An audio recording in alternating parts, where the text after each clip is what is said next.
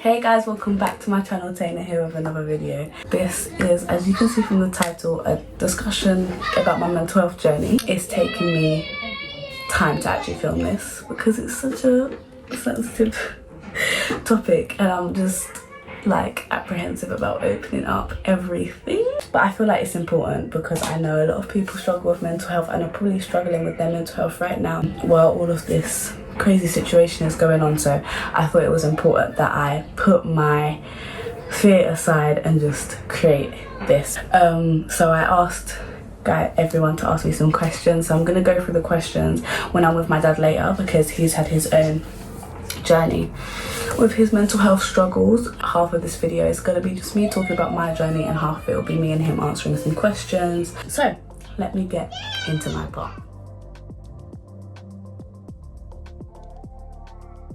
So basically when I was 11, I think 11 or 12, I don't know, my parents split up and that was like the first big thing that was like, what is going on in my life? It was just like this is so weird, this is so strange just talking to a camera about this. I feel so weird right now, so yeah, but anyway, let's get back into it. So yeah, and I think that's what started like my feelings of like alone and depression. That's the first time I'd actually experienced those feelings. Since then, I just didn't like to talk about how I felt to anybody. I was like such a closed book. I was really like, yeah, it's fine, it's great. Like I was always like a smiley kid.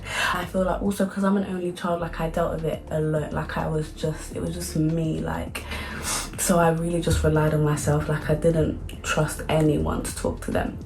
So this kind of like is where it stemmed from, and then from there like different things happened in my life and I just like started to get anxiety as well. I'd have panic attacks, had really bad panic attacks, and I realized like, okay, this is a bit of a problem. And my mom was like to me, look, I think you should go to counselling, like it will really help. And I was like, no, I'm not talking to a random stranger about how I feel. Here I am talking to whoever's gonna watch this now. I'm so much more open, but back then I was like, no. And for years she was like, no, I think like you should just go, like, you know, it was a problem. So I went to my GP and my mom spoke to the GP and she was like, can we get some help, like, you know. So then he referred me to like a child psychiatrist. I went there and I had like a long session with this woman.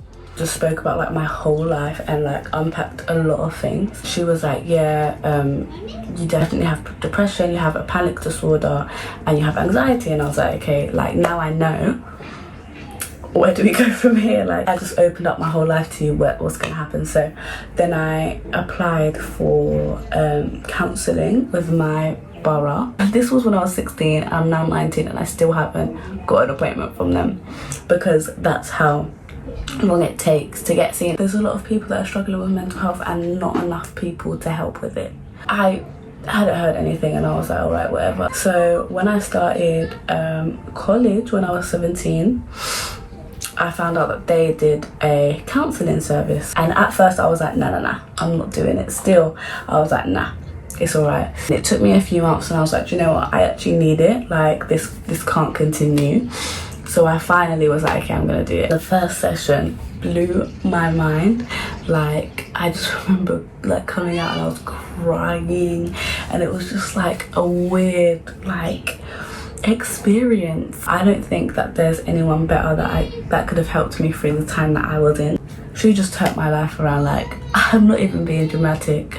At this point I was so low. I didn't understand what life was, like why I was here and what was going on. So much was happening that I couldn't control. And why is this bad stuff happening? Like why do I feel like this inside? Anyway, so the first session, it was just like so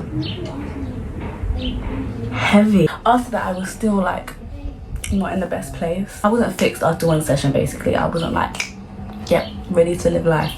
It took a lot of work for me to be where I am today. I never would have spoken to anyone about what I was dealing with, and now I'm like sharing it with so many people. Do you want to see it? Yes, please. Oh, you recording? Yeah, I'm filming video. So I'm so happy that I can be helpful to other people. For me, I just grew up thinking, why should I tell you? Like, why would I tell you what's going on in my head? Little did I know that it's okay to reach out for help, and it's okay to feel like you don't want to be here sometimes, because life's crazy and crazy things happen, but it's about how you deal with it. And I've just learned to look inside myself. I meditate all the time now. I breathe and I just take time, and I don't let things build up in my head like I did before. I dealt with things in a very negative way. Realizing that I should ask for help saved my life. Like, I'm not even being dramatic, it saved my life. I used to have such bad anxiety, like I would just make excuses to not go out the house, to not see people. We underestimate the power that we have within ourselves, within our minds. A lot of the work that I did with my counsellor was looking inside yourself and talking to the different parts of yourself that like to fight against each other. So talking to that fear, talking to that anxiety, talking to that sadness, like, and working out why you're here, what are you trying to protect me from? So yeah, I don't know if any of this made sense. I feel like I was just rambling because I knew I had to film this video, and I've been scared to film this video.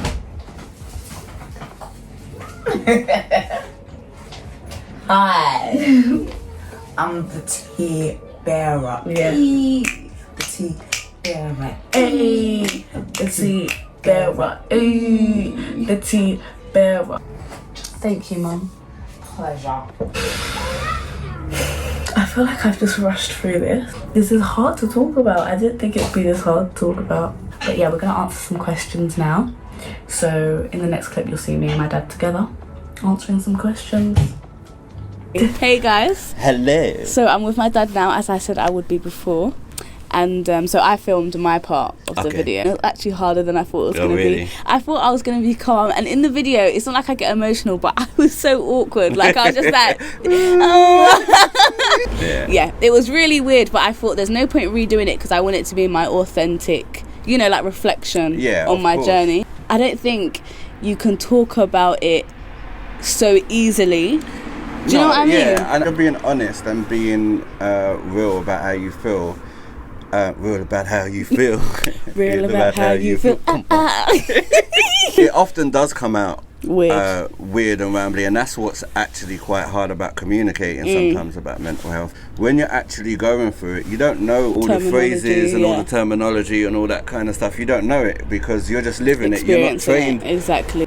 Trying to talk about it sometimes can sound a bit mad, excuse the pun, but even that, like when I went through what I went through with my psychotic break and stuff, and I was in the hospital and I was explaining stuff, and I was like, oh, yeah, that's crazy, or I feel nuts, or this is mad, I feel like I'm going mad. They're like, oh, we can't say that. Yeah, we don't use those words. I was like, yo, but it's how I feel. I don't know what else to say. You can't tell me how to feel. You can't tell me what to say. I'm going through this. Literally. Like, I'm telling you, this feels crazy and this feels mad because it does. The kind of way in it and being able to communicate it and talk about it, I think the best way is to just be quite open and honest with the words that you want to use. Like, there's no offense intended for anyone. Because I feel like also, especially coming on here, like, I'm not saying, oh, how I feel is how everyone's felt. You're talking about your journey, your experience. If that's how you're going to refer to it for you and how you feel comfortable, then it's not like you're hurting anyone else. I've spoken to a lot of people in the last couple of years about their own mental health journeys, and there is a common ground that everyone has, but then also there's a very personal aspect to it where it is different to everyone else's. Our mental health is often wrapped up in our personalities. Like, I was living under the radar for ages because I'm always been a bit weird and funny, so times when I was feeling mad, uncomfortable and anxious, I could always just laugh it off or just be whatever, and no one would really know. In terms of when my mental health journey started, it's like years and years before anyone ever thought anything, or I even ever thought anything like it, because it was just little things that would just become part of you. One of the questions that we got is at what point did you realize you were suffering with poor mental health? I was thinking about this, and the first time I struggled with my mental health was way back when we got home from that Ghana trip. Oh. Yeah. When we almost died. Yeah. There was the huge crash that we was involved with. Our cab driver just pulled over to the side, and there was this huge articulated lorry that was rolling down the hill because it come out of control, and it smashed into a coach, and it was a big market there. There was women holding their babies, and So it sad. was just the worst thing I've ever seen in my life. At the time, you just go into this mode of Fight or flight. yeah, well, for me it was in extreme focus. And there was a moment that even there's parts of it that my brain blacked out.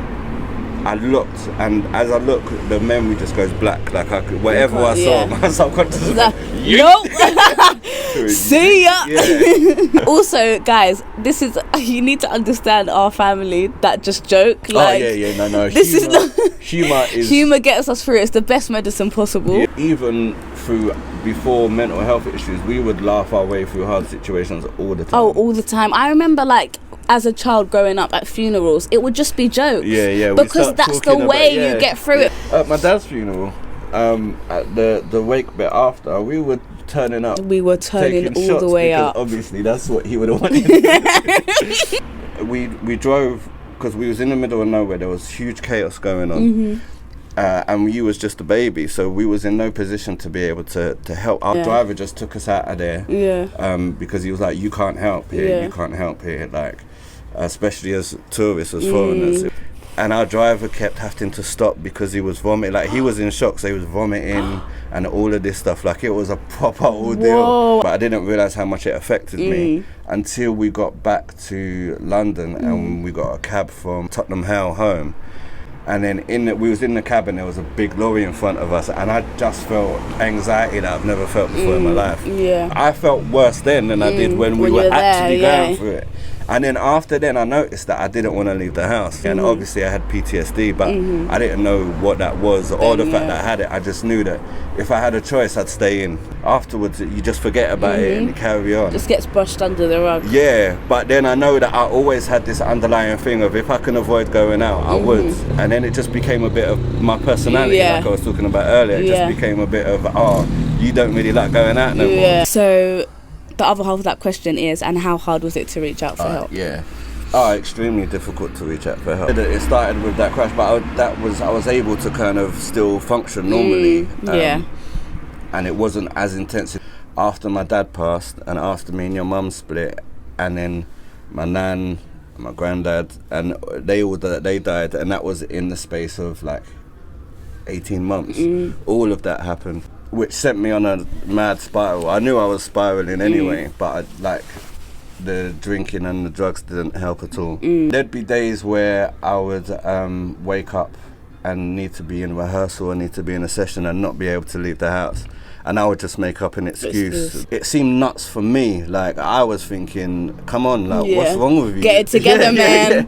Like, I'm just standing at the top of my stairs. I'm outside my front door, ready to go down the stairs, and then all of a sudden the stairs just seem like the longest stairs in the world. I'm like, I need to go back to bed. So I would often just disappear and just be like, the next day, sorry, like X, Y, and Z happened. Really, it was just my anxiety got out of control and was actually stopping me. So it was difficult to reach out because I was hiding it, and I didn't want people to know, because you feel ashamed of not being able to do something just because of how you feel. I feel like it's not a physical thing, and growing up you're always taught like how to deal with physical pain, but you're not taught how to deal with mental pain. And it's like, it feels out of the ordinary to discuss, which is why I'm always like, it's so important to have these conversations, no matter how hard it is or awkward or weird, which is why I was like, okay, I need to film this video, even though I don't know what I'm saying, like, I need to do it. The only reason I spoke out was because of Claudia, and thanks Claudia.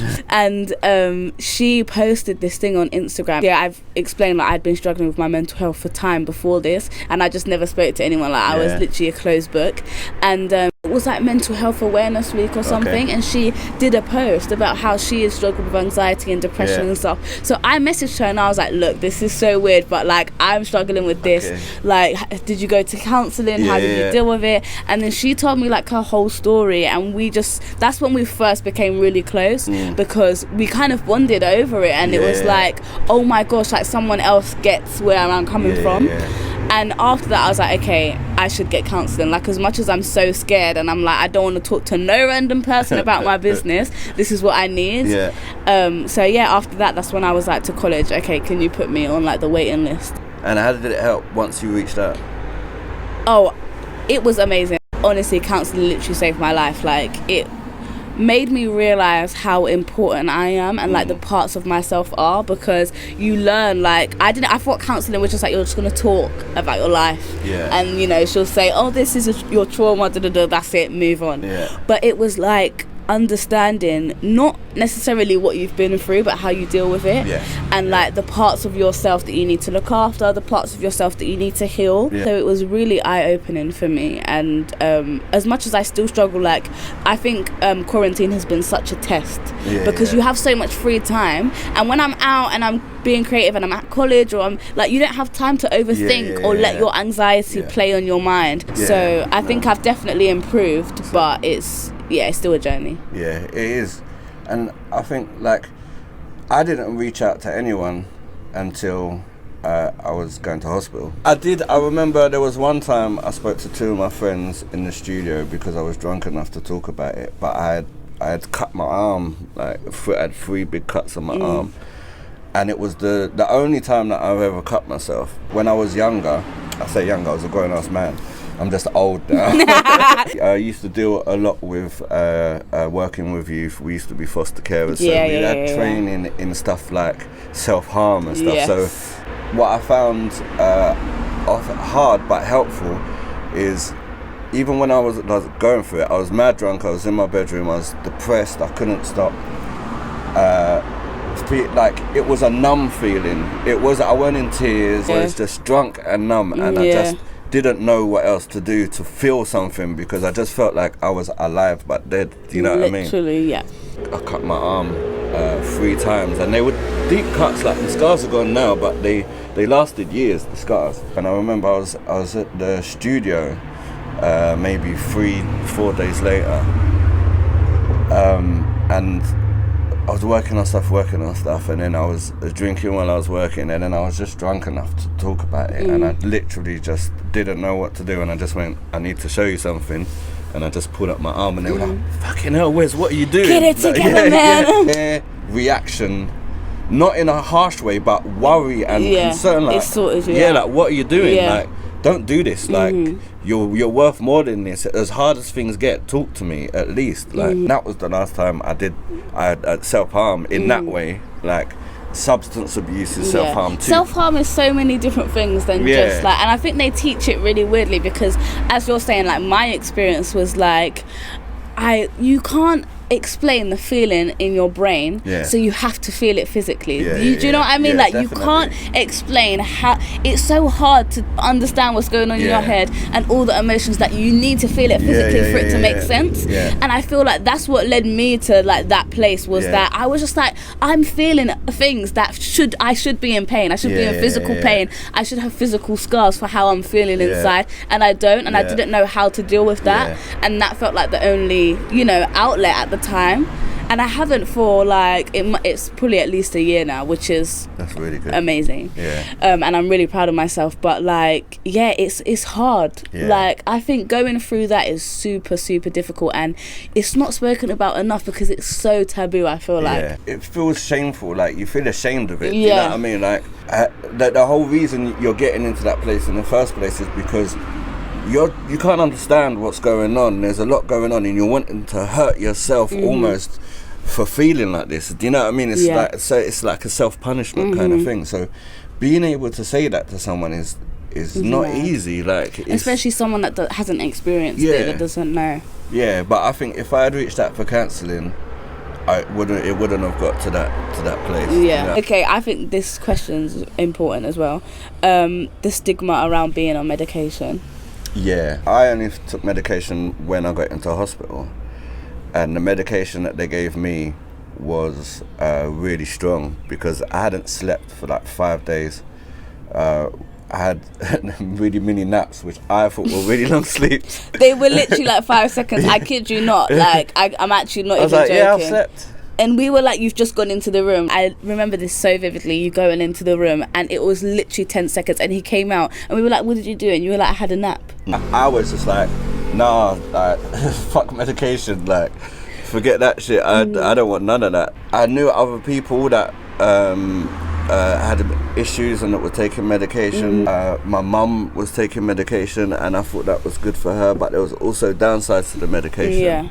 And also I just wasn't in that space. So I waited until it got real bad. Serious. But then medication was a huge part of helping me through that. It helped me sleep on a regular, and that was one of the main things that helped me get out of the reality that I was in my mind. Do you know what I mean? Was being able to actually sleep. The right dosages and it being properly monitored is the best thing. I think some of the negative sides is that you can feel like you're not being heard, you're just being medicated. Just given medication, shut up, deal with it. Because it's a lot easier to get medication than it is to get counselling. 100%. I reached out to a lot of mental health charities and the waiting list was just too long. I needed help now.